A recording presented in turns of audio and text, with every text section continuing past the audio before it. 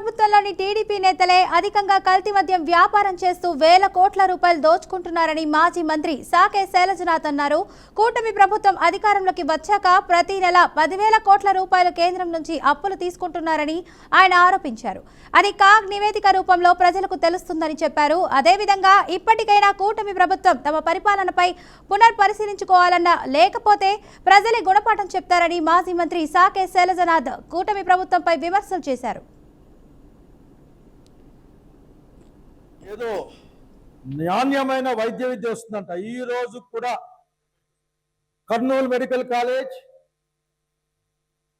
Guntur medical college, విశాఖపట్నంలో KGH medical college, ఇవే high standards లో ఉన్న కాలేజీలు.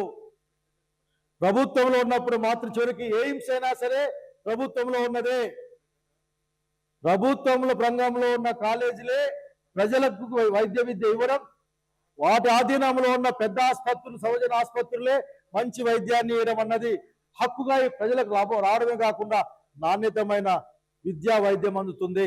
నాణ్యమైన గొప్ప వైద్యాన్ని అందించేందుకోసం కృషి చేసిన జగన్మోహన్ రెడ్డి గారి యొక్క ఆలోచనని మీరు అర్థం చేసుకున్నారో, లేక అర్థం చేసుకొని అసలు ఈ పేరు ఉండకూడదు ఉద్దేశంతో మీరు దాన్ని, లేకపోతే అస్మదీయులకో తస్మదీయులకో కట్టబెట్టే ప్రయత్నం చేద్దామనుకుంటున్నారో మీరు.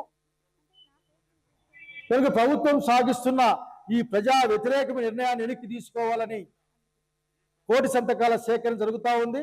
అందులో భాగంగా రాష్ట్ర వ్యాప్తంగా 12వ తారీఖు బుధవారం ర్యాలీ ఉంటుంది. ఆ ర్యాలీలో అందరూ పాల్గొవాలని, సింగనమల హెడ్ క్వార్టర్స్ లో ఉదయం 10 గంటలకు ఆ కార్యక్రమం మొదలవుతుందని అందరినీ పాల్గొనమని నేను కోరుకుంటా ఉన్నాను. ఎవరెన్ని మాటలు చెప్పినా ఏదో